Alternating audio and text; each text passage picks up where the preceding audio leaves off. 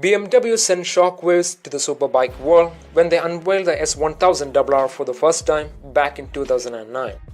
A full-blown superbike was the last thing someone would expect from a company like BMW, who were known at that time for making some really quirky motorcycles.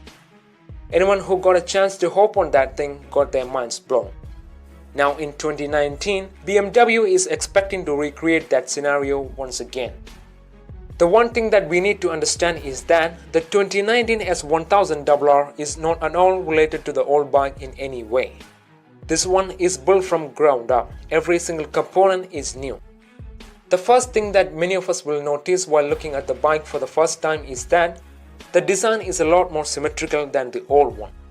Gone are the weird looking headlights and the body panels. Every element is more streamlined and symmetrical. Still, I won't call it as beautiful, but it's definitely more pleasing to look at.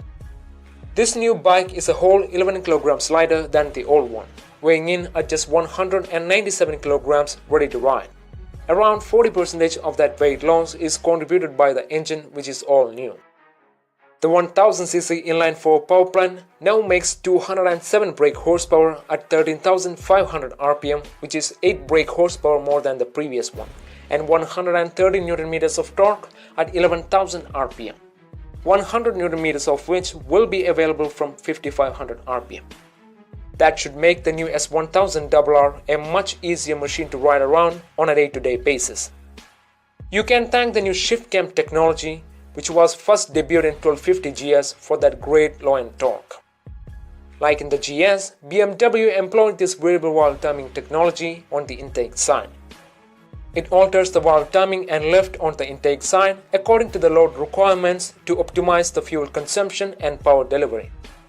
But unlike in the GS, the VVT motor switches into the high-profile cam at 9,000 rpm.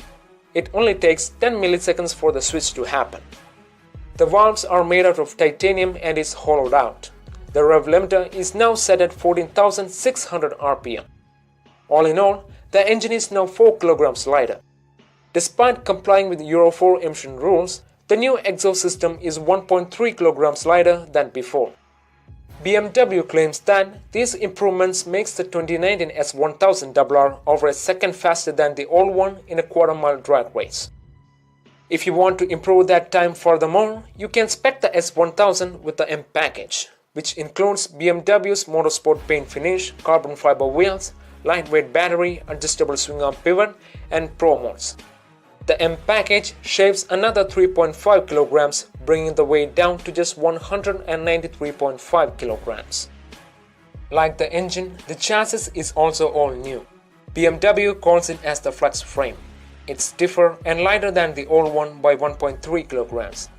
That subframe now has a trellis construction. This revised chassis and suspension geometry now puts more weight on the front.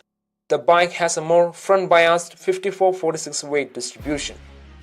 This new chassis now gives the engine more load-bearing function than before. The suspension geometry is also revised for further improving the handling and traction. BMW assured that the new setup will provide a crystal clear feedback to the rider. The bike will have BMW's latest generation of electronic suspension with the dynamic damping control technology, but it won't be a standard equipment. The brakes are not Brembo's. There seems to be the OEM components from BMW themselves.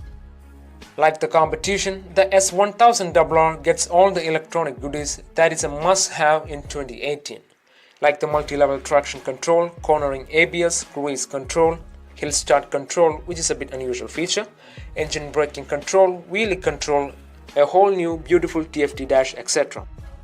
The price of the new S1000RR will be revealed in the early 2019 and will go on sale shortly after that.